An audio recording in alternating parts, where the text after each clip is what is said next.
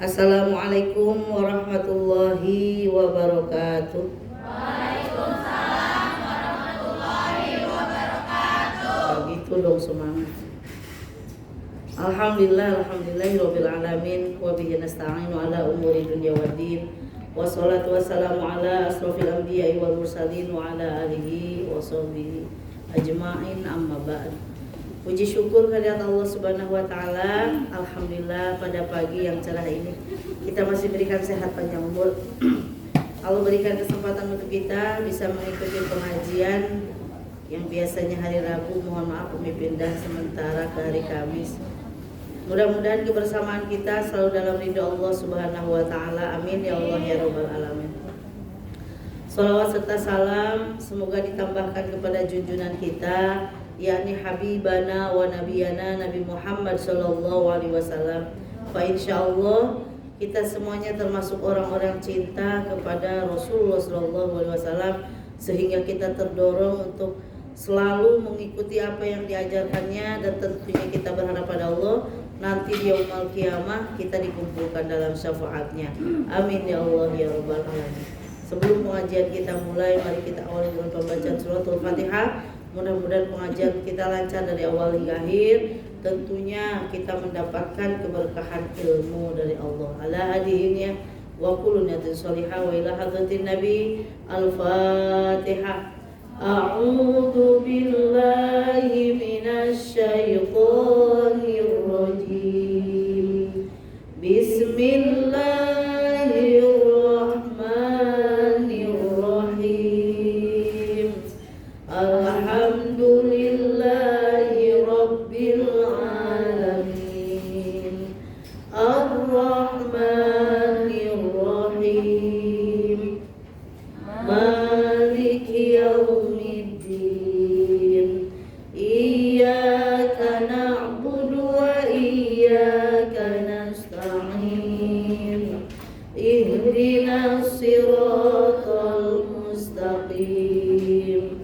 Siratal ladzina an'amta 'alaihim ghairil maghdubi 'alaihim waladdallin. Amin. Rabbighfir lana wa liwalidina. Amin. Perasaan barisannya itu ya mencrok-mencrok gitu, kagak kelihatannya. Sip. Itu kenapa ada yang di belakang itu? Kasihan tuh. Tengah-tengah kelihatan. Ntar nggak kecatat malaikat kalau nggak rapi. Malaikat kan senangnya yang rapi-rapi. Selalu kita berdoa pada Allah, mudah-mudahan kita semuanya selalu diberikan sehat, berkah umur, berkah rizki, berkah keturunan yang sudah mempunyai keturunan. Mudah-mudahan juga kita selalu berharap pada Allah, kita diberikan keberkahan, kesempatan untuk selalu bisa mengikuti pengajian. Ya, kemudian yang sedang pada sakit, kita doakan juga mudah-mudahan Allah angkat penyakitnya, diberikan kesehatan buat bekal taat. Orang tua kita yang masih ada selalu doakan sehat, berkah umurnya, ya. Dalam ketaatan kepada Allah. Yang sudah tidak ada juga mudah-mudahan ditempatkan di tempat yang paling nikmat menurut Allah Subhanahu wa taala. Yang pada banyak permasalahan, yang mudah-mudahan Allah berikan solusi, ya, keluar dari permasalahan tersebut, ya, diberikan jalan keluarnya. Tentunya kita selalu berdoa, berharap pada Allah Subhanahu wa taala. Nih yang masih gadis, mudah-mudahan yang cepat kepingin punya jodoh, didekatkan jodohnya. Allah berikan yang terbaik, yang soleh, ya. Yang sudah punya keturunan juga mudah-mudahan turunannya soleh, solehah. Yang belum punya keturunan sudah nikah, mudah-mudahan Allah segerakan, Allah berikan momongan. Semuanya niat hajat kita niatkan dalam hati, mudah-mudahan Allah kabulkan. Al-hadi ini ya. Al-Fatihah. A'udzu billahi minasy syaithanir rajim. Bismillahirrahmanirrahim. Alhamdulillahi rabbil alamin. Ar-Rahmanir-Rahim. Maliki yaumiddin. Iyyaka na'budu wa iyyaka nasta'in. Ihdinas siratal mustaqim. Siratal ladzina an'amta 'alaihim ghairil maghdubi 'alaihim waladdallin. Amin. Rabbighfir lana wa liwalidina. Amin. Ila hadratin Nabi Mustafa Rasulullah sallallahu alaihi wasallam wa ala alihi wa sahbihi wa dzurriyyatihi wa ila arwahi jami'il muslimin wal muslimat wal mu'minina wal mu'minat min masyariqil ardi wa magharibiha barri wa bari khususan ila awliyi keluarga besar jamaah Tiftoh Faruludulubahum wal Fatihah. A'udzu billahi minasy syaithanir rajim. Bismillahirrahmanirrahim. Alhamdulillahi rabbil alamin. Ar-Rahmanir-Rahim. Maliki yaumiddin. Iyyaka na'budu wa iyyaka nasta'in. Ihdinas siratal mustaqim. Siratal ladzina an'amta 'alaihim ghairil maghdubi 'alaihim waladdallin. Amin. Rabbighfir lana wa liwalidina. Amin. Amin ya Allah ya Rabbal alamin. Kita lanjutkan kembali pelajaran kita. Kemarin sudah sempat membahas masalah jihad ya, tentang niat, urgensi niat, bahwa seseorang akan mendapatkan pahala dari apa yang diperbuatnya itu sesuai dengan apa yang diniatkannya ya. Kemudian masalah kemarin itu boleh juga mengeluhkan rasa sakit kita. Ya udah belum itu. Udah ya. Boleh mengeluhkan rasa sakit yang diderita jika ada alasan yang dibenarkan, misalkan kita sakit, boleh kita mengeluhkannya itu kepada siapa? Pada dokter. Supaya apa? Supaya bisa diobati. Jadi jangan dikit-dikit ngeluh, dikit-dikit ngeluh. Semua orang yang didapati, maksudnya yang didatangi, yang ditemui, kita ngeluh atas penyakit itu. Nah, tidak boleh. Jadi boleh kita mengeluh atas sesuatu penyakit itu kalau kita memang dibutuhkan apa, misalkan ke dokter mengeluhkan supaya diobati, atau misalkan ke guru ya, ke guru ngaji, misalkan Umi saya sakit ini tolong doakan. Nah, kalau untuk minta didoakan itu mah bukan apa namanya, mengeluhnya itu tidak apa-apa gitu ya. Jangan setiap orang yang ditemui kita mengeluh tentang rasa sakit tersebut, tidak boleh ya, itu tidak dibenarkan. Jadi boleh juga mengumpulkan harta dari sumber yang halal ya, selama kewajiban harta tersebut ditunaikan.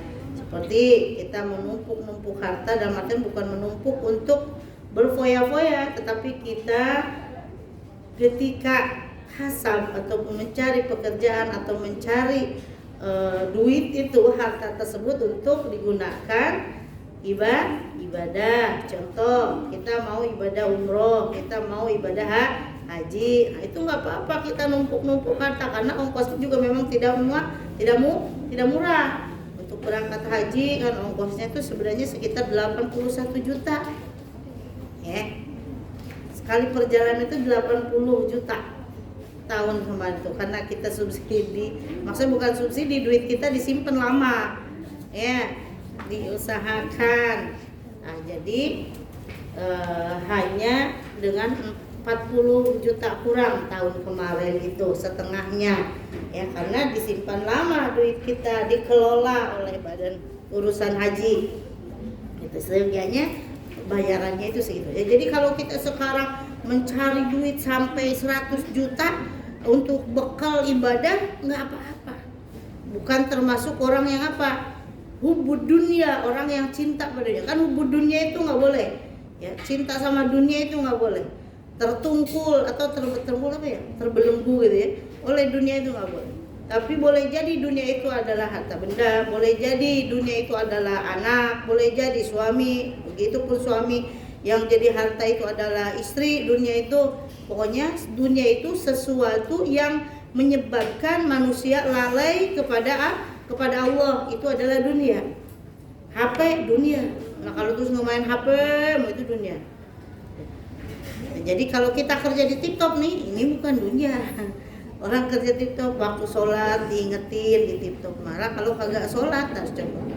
Nah, udah diingetin azan, waktunya istirahat, cepet sholat, jangan makan doang. Nah, tapi kalau misalkan udah lapar makan dulu, baru sholat. Sholat nomor 2, nomor 1 syahadat. Maksudnya takutnya khawatir lagi sholat keroncongan terus inget kena makanan. Gitu. Jadi kelarkan dulu yang bikin apa? Bikin sholat kita tidak khusyuk. Apalagi kita udah pesen makanan, ya. Udah pesen makanan, ditinggal sholat. Udah makan dulu aja, baru sholat. Udah enak tuh, kelar gitu. Kita siap-siap lagi untuk kerja. Jadi semua yang kita kerjakan tentunya harus dilandasi dengan niat karena Allah. Kenapa? Kalau terlepas dari niat karena Allah, apa yang kita kerjakan sebesar apapun, ya itu pekerjaannya, bahkan yang sekecil apapun itu pekerjaan, kalau tidak dilandasi dengan niat karena Allah, tidak akan bernilai pahala. Jadi orang kerja ke sini niatnya karena Allah, dapat pahalanya besar. Apalagi yang jadi tulang punggung keluarga, apalagi seorang laki-laki. Ya kalau istri mah sebenarnya mah ya nggak, istilahnya kalau nggak kerja juga gitu, kalau memang udah dicukupi sama suaminya nggak apa-apa. Jadi duit laki-laki mah duit istri, kalau duit istri mah bukan duit laki-laki, duit istri, nggak boleh laki-laki ngambil. Kalau jatuhnya kalau seorang istri ngasih jajan anaknya, ngasih masak dari uang istri, itu sodako. Jangan ngerasa rugi juga, pasti diganti lagi kalau tambah lagi rezekinya, nyantai aja. Gitu. Kalau gitu memang jangan hitung-hitungan, maksudnya kali-kali apa-apa dihitung. Nih ya gitu, catatan utang kas bulanan. Maksudnya utang suami ke istri. Ayah utangnya banyak banget sama saya nih, biarin. Kalau itu udah deh ya, sedekah aja, nggak jadi utang, nggak apa-apa, biar paham, biar laki-lakinya juga berpikir, jangan berpaku tangan sama istri, karena kewajiban laki-laki seumpama kita memberi nafkah istrinya lahir dan batinnya. Tapi istri banyak kesempatan untuk bekerja, tentunya harus atas ridho suami. Tanpa ridhonya, dengan kok baik kita teh, ya aku pengen kerja, suaminya kagak ridho, dosa.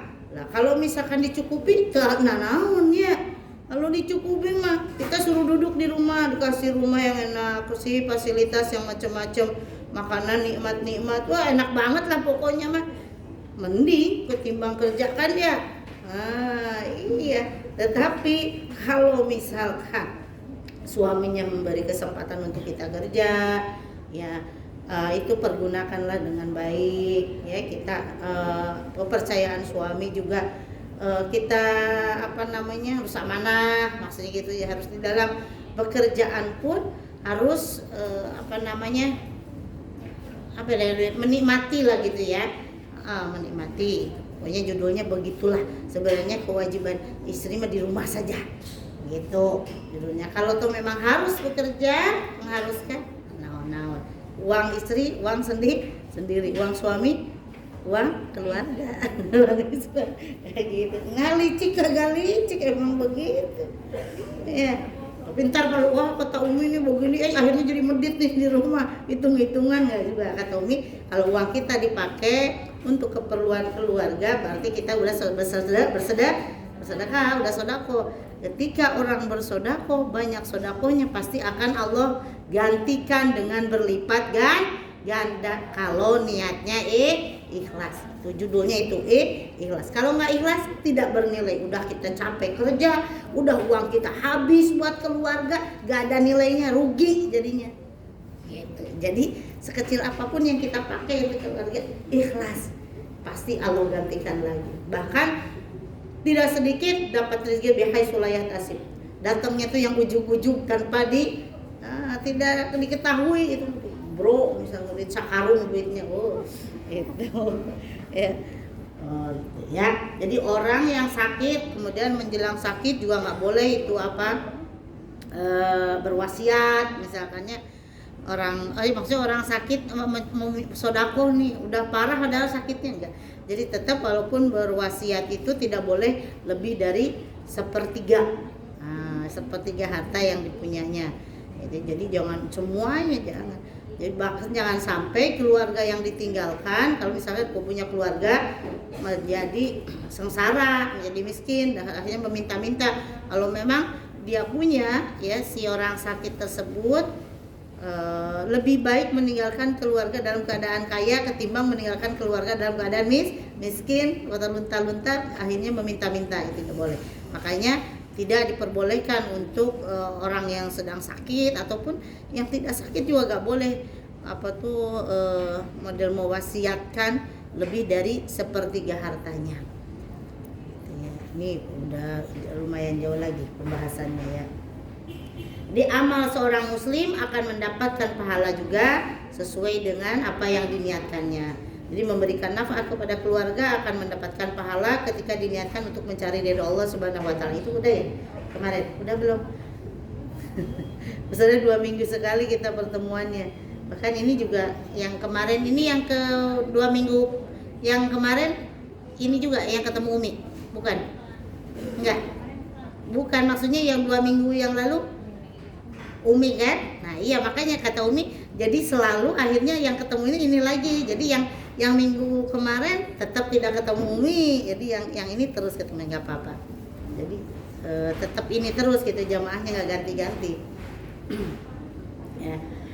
An Abi Hurairah Abdurrahman bin Sakhrin radhiyallahu anhu qala Rasulullah sallallahu alaihi wasallam, Inna Allah ta'ala la yanzuru ila ajsamikum wala ila suwarikum walakin yanzuru ila qulubikum. Rawahu Muslim. Ini dari Abu Hurairah radhiyallahu anhu, Abdurrahman bin Sakhar berkata bahwa Rasulullah sallallahu alaihi wasallam bersabda, Inna Allah ta'ala, sesungguhnya Allah ta'ala la yanzuru ila ajsamikum, ya, tidak melihat tubuh dan apanya, wala ila suwarikum, tidak melihat tubuh dari antara kalian, wala ila suwarikum, dan tidak juga melihat rupanya antara kalian, wala yang dulu ila qulubikum, tetapi Allah melihat hatimu. Jadi yang dilihat Allah itu tidak melihat apanya, paras rupanya atau dedeg pangadeg tuh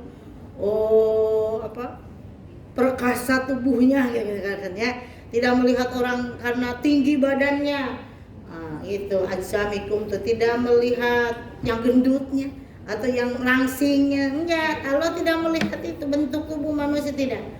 Tapi yang Allah lihat walaki yang dulu ila qulubikum, tetapi Allah melihat kepada seseorang itu karena hatinya. Orang kalau udah walaupunnya agak-agak belewuk rupanya gitu ya masalah, tapi akan terpancar dari raut wajahnya itu apa, auranya tuh cakep baik gitu, walaupun aslinya tuh hitam gitu kan. Kalau tukang wudu, tukang ibadah, hatinya baik itu akan terpancar dari wajahnya itu apa, sejuk melihatnya tuh walaupun hitam gitu. ada yang cantik, parasnya, ganteng rupanya. Tapi kayaknya tuh rasanya tuh bawaannya tuh lihat dia tuh gimana gitu. Nah, boleh jadi itu hati. Ya. Kenapa?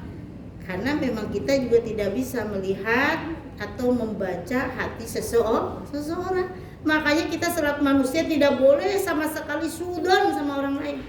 Boleh jadi dia cemberut, oh meren gitu kan kita teh. Oh dia lagi sakit perut kali gitu. Udah, jangan merasa kenapa ya dia ujuk-ujuk cemberut sama kita, ada salah apa saya? Wah, harus pusing kalau dipikirin gitu, nggak bakalan tenang hidupnya. Bebas aja mau ngapain orang lain, selagi kita tidak merugikan orang lain, udah nyantai saja. Selagi kita tidak pernah berbuat jahat kepada orang lain, kita nyantai saja. Insya Allah kita akan terjaga dari hal-hal yang tidak baik. Gitu. Selama kita sesuai ya hidup itu dengan ajaran syariat agama kita, insya Allah akan tenang hidup. Loh, kalau kita merasa ini kenapa, itu kenapa, udah dipikirin stres, TBC, muntah darah, maut. Jadi jangan terlalu dipikir. Misalkan ada rupa temen ya yang rada-rada aneh, misalnya lagi kerja, kan ini banyak nih maksudnya aneh itu kenapa ya nggak biasanya gitu kan. Mungkin ada persoalan, udah biarin aja. Ntar kan dia juga mungkin boleh jadi cerita, boleh jadi ntar kalau udah lega sama dia juga senyum lagi gitu. Jangan kusuk-kusuk sama temennya. Nah waktu itu dia orang mukanya kusut banget itu, bibirnya sampai ditekuk begitu. Misalkan, udah nanti biarin aja. Ini kan banyak nih ketemu bergaul di sini tuh berapa orang nih kalau setiap harinya. Nah ini aja yang hadir kan banyak banget. Nah ini kan pasti bergaul sama terus, ketemu terus di sini kan. Nah, ini harus bisa kita bergaul dengan sesama tuh. Terus bisa memahami karakter, nasibnya, sifat-sifatnya. Apa? Seyogyanya teman sejati itu sebenarnya yang bisa membuat kita menangis. Kok begitu? Maksudnya menangis karena dia selalu bisa menasehati kita. Kalau dia udah berani maksudnya mau menasehati, berarti dia itu sayang sama kita. Boleh jadi kita salah, dia tegur, itu hakikatnya dari Allah Subhanahu wa Ta'ala lewat teman-teman kita. Kalau mereka tidak sayang sama kita, bodoh amat, mau ngapain kek, pasti mereka itu tidak peduli. Mau kita sedih, mau kita bahagia, ya kagak bakalan ada dosa, diantep baik pasti nggak bakalan ditanya, nggak bakalan apa. Justru kalau kita punya teman yang peduli, kalau kenapa, misalkan itu boleh berbagi, jadi apa? Alhamdulillah. Kalau misalkan negur kita lagi centil banget, misalkan Umi kan suka centil nih Umi ya. Ada yang negor. Nah, sekarang jadi tambahan lagi Umi mah.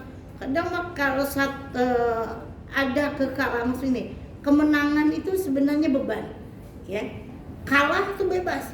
Seperti bukan. Dalam artian Umi kemarin terpilih menjadi ketua BKMM Kota Depok. Beban itu harus ngurusi sekota. Ya. Jadi Badan Koordinasi Majelis Taklim Dewan Masjid Indonesia sekota Depok. Itu beban. Kalau kalah kan nyantai aja. Umi kata Umi tuh bisa centil doi. Umi bercanda sedikit ya, diam-diam ketua BKMM, canda. Apalagi tambah sekarang, diam-diam bentar lagi jadi nenek. Kayak gitu. Aduh, perasaan jadi nenek aja jadi ribet. Tahu gitu kan? Seneng. Iya, doain mudah-mudahan sehat ya, kelahirannya lancar. Udah mau masuk 8 bulan nih Teh Ica. Gitu. Jadi ada beban, ada kemenangan pasti ada beban. Itu menurut ilmu filsafat ya. Kalau kalah, nyantai kan, gak bakalan ada yang sekarang aku sedih.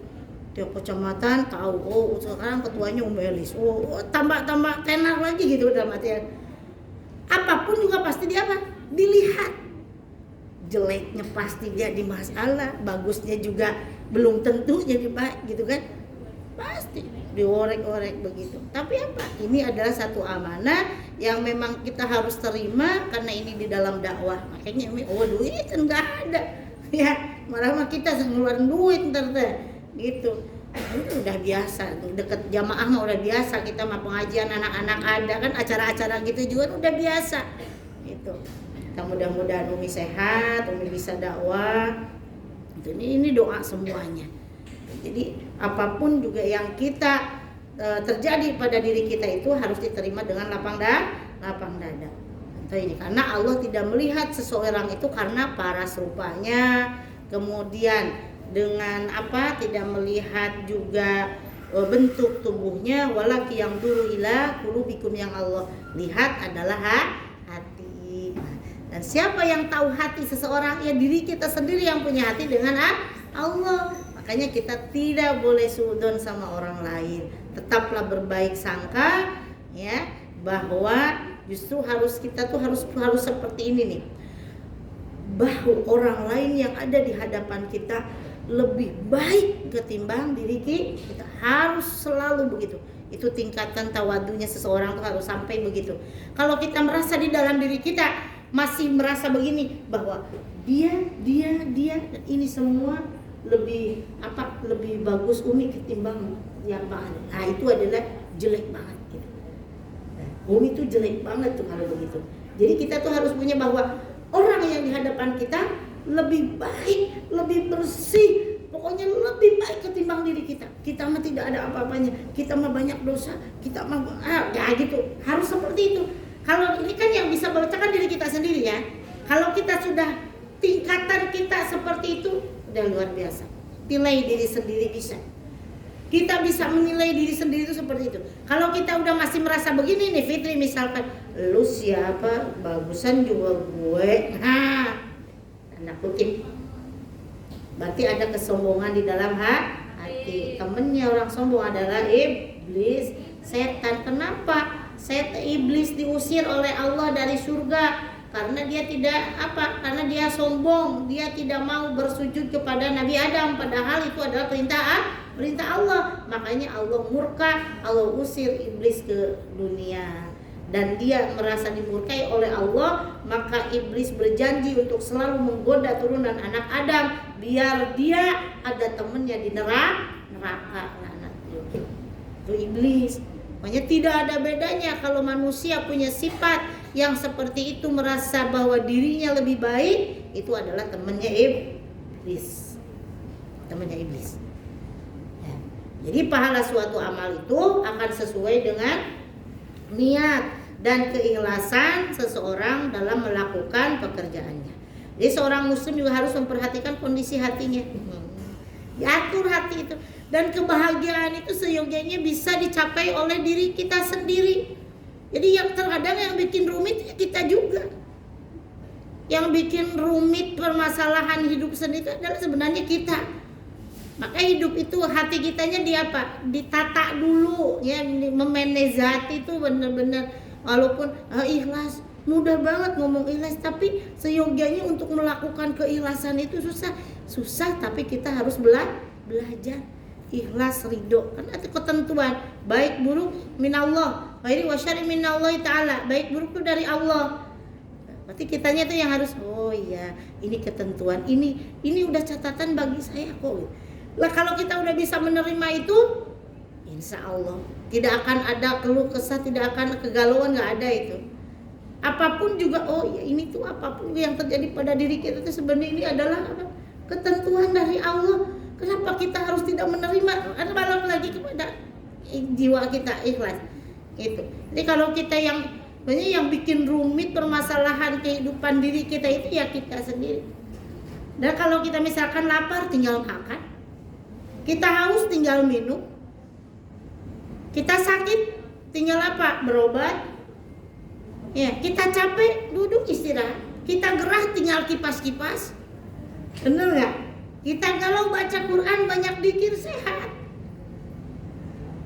Sebenarnya kan tinggal kita yang jangan ini itu kita bikin pusing ya. Kenapa dicari malah permasalahan? Kenapa ya kita begini? Kenapa? Lah kalau banyak kenapa? Pusing. Belum tentu jawabannya juga dapat. Ya kita malah terus pertanyaan, kenapa ya kita, kenapa ya? Kalau terjadi pada kita, oh ya Allah, oh ini mungkin ketentuan bagi saya. Udah saya terima, saya ikhlas hidup, udah pasti tenang. Gitu. Jadi yang bikin rudet, yang bikin rumit ya kehidupan kita sebenarnya kita. Dan yang menciptakan kebahagiaan pun kita sebenarnya. Nah kalau kita hatinya lapang, ada apapun alhamdulillah, biarin aja, nyantai, bebas. Ya hati itu. Jadi Kalau hatinya udah sehat, hatinya udah tenang, jadi permasalahan yang datang juga pasti menyikapinya itu dengan ketenangan pula. Gitu, nggak gusung nggak apa, pasti oh ya udah gitu aja gitu ya. Jadi nyantai. Jadi kalau orang yang selalu merumut, nah itu hidupnya itu pasti deh banyak masalah. Yang orang banyak masalah selalu dipikirkan masalahnya itu pasti akan hidupnya itu akan rudet, akan ruwet. Jadi kalau Guru Umi bilang begini sobat, kalau orang manusia pingin nggak punya masalah, katanya minta jadi orang gila aja. Amit-amit kan? Lah, bebas orang gila lihat di jalanan. Mau kegelowongan, mau telanjak bebas, anu nyarekan kan orang gila deh. Nah, jadi kalau orang hidup, orang yang normal pasti banyak masalah. Pasti. Ya apa-apa. Asal kita bisa memanage hati tersebut, mengolah masalah tersebut jadi satu kenikmatan, ketentuan dari Allah. Terima, ikhlas, kita udah bebas, sehat. Gitu. Kayak kita misalkan dalam rumah tangga nih, sedikit yang sudah berumah tangga. Harus banyak maklum, harus banyak maaf terkadang sama suami, sama anak, karena suami juga manusia. Ya, suami kita manusia kan. Teman-teman kita juga ini kan manusia kan ya. Lah kalau teman-teman kita bersalah wajar karena manusia. Lah kalau yang salah mulu setan. Kalau benar terus malaikat. Lah karena ini teman-teman kita semuanya ini adalah manusia, maka wajar kalau terkadang teman kita salah. Ya bikin kesel, bikin jengkel. Terlepas dari itu. Suami kita mungkin kali-kali bentak itu marah, orang manusia dia, lain malaikat. Kalau malaikat kan benar terus malaikat, salah terus setan. Jadi wajar. Ya nikmat kalau udah begitu. Oh iya, namanya juga manusia, nggak apa-apa lah. Ini kan nyantai. Namanya juga manusia, nggak apa-apa lah begitu. Nah kalau misalkan jahat mulu, judul sama kita, baru lihat titisan setan kali itu dia. Tapi nggak usah disebutin, ntar marah. Jadi maksudnya itu yaudah ngemaklum, gitu ya, harus banyak maklum, harus banyak maaf. Udah. Kalau kita memaafkan lega. Kalau kita di dalam hati tidak mau memaafkan, pasti tidur kagak enak, makan kagak enak, kepikiran aja. Pernah orang salah paham, kenapa kalau ketemu Umi gini gak betahan, kita juga kenapa Umi samperin ajak ngobrol, kenapa kalau ngaji katanya habis aku mulu gitu kan, ibu mak maksudnya mencontohkan itu belum tentu kata Umi bunda yang berbuat. Ini kan biar paham aja, orang lain ya kita contohkan. Ternyata dia gak mau dijadiin contoh. Oh ya baik. Terus ngaji lagi, maafin Umi ya aku. Wah kelihatan gak mau ngaji. Kenapa kan kalau gak mau ngaji kan bingung kita. Ini disamperin udah. Oh ternyata gak mau dijadi contoh. Boleh jadi kenapa Umi tidak tahu. Terus akhirnya dia ngaku sebenarnya aku juga memang begitu. Jadi ngerasa kesindir. Ngerasa kesindir. Umi juga tahu kan ya namanya, makanya. Jadi kita juga sama. Harus tahu memang kondisi jamaah begini. Kalau gini dan kenapa nggak ngaji kan kita bingung. Ini Umi panggil kenapa? Oh gitu, ya udah. Maaf Umi tidak sengaja, Umi kan nggak tahu bunda seperti itu ya. Tapi saya makasih banyak gitu. Jadi udah diingatkan katanya gitu. Kan? Ada hikmahnya, tapi kita harus dengan baik. Nah kita memang tidak bukan semesta namanya guru itu ngata-ngatain, tidak. Terkadang kan Umi hanya menyampaikan apa yang ada tercoret di dalam kitab ini misalkan. Nah, jadi kalau yang merasa pasti merasa apa? Merasa dia itu kesindir, padahal tidak menyindir guru itu ya. Makanya kita harus alhamdulillah kalau andai kata apa yang disampaikan ini adalah Al-Quran, ini adalah hadis yang memang sebagai tuntunan. Oh mungkin saja selama ini kita itu memang belum betul. Oh ibadah kita itu begini. Setelah kita tahu, kemudian kita bisa memperbaiki itu sebagai manusia yang bisa menerima apa ya perintahan-perintahan Allah, apa yang diperintahkan oleh Rasul. Insya Allah akan menjadi orang-orang yang lebih baik. Dan semuanya juga begitu, manusia mah tidak luput dari salah, tidak luput dari dosa.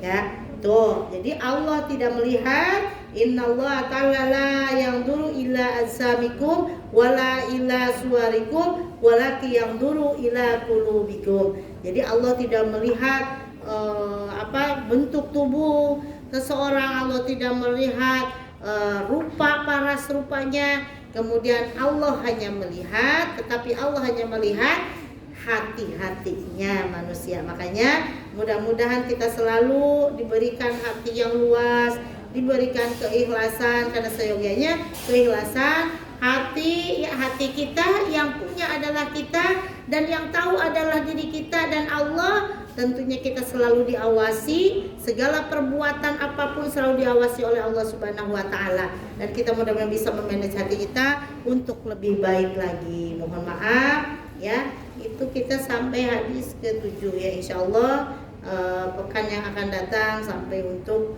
menyampaikan hadis ke-8. Mudah-mudahan banyak manfaat, betul datang dari Allah, salah datang dari keterbatasan ilmu umi. Kita berdoa, Allahumma sholli wa sallim wa barik, amin. Alhamdulillahi hamdan yuwafi ni'amahu wa yukafi'u mazidah.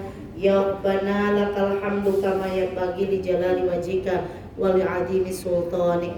Allahumma sholli ala sayyidina Muhammadin sholatan tunjina biha min jami'il ahwali wal afat wa taqdilana biha jami'al hajat wa tutahhiruna biha min jami'is sayiat wa tarfa'una biha indaka a'la darajat wa tuballighuna biha ghayati min jami'il khairati fil hayati wa ba'dal mamat. Allahumma inna nas'aluka ilman nafi'a wa amalan mutaqabbala wa rizqan thayyiba. Allahumma anfa'na bima 'allamtana wa 'allimna ma yanfa'una wa zidna ilma walhamdulillahi ala kulli hal wa na'udzu billahi min hali ahli nar. Allahumma inna na'udzu bika min ilmin la yanfa'u wa qalbin la yasha'u wa amalin la yurfa wa du'ain la yusma. Allahumma yassir alaina umurana umurad dunya wal akhirah. Allahumma a'inna ala dzikrika wa syukrika wa husni ibadatik. Allahumma inna nas'alukal huda wat tuqa wal afafa wal ghina. Rabbik fir lana wa liwalidina warhamhuma kama rabbawna shighara waghfir lil mu'minina wal mu'minat wal muslimina wal muslimat al ahya'i minhum wal amwat. Rabbana atina fid dunya hasanah wa fil akhirati hasanah wa qina adzabannar. Subhana rabbika rabbil izzati amma yasifun wa salamun alal mursalin walhamdulillahi rabbil alamin. Amin ya Allah ya rabbal alamin.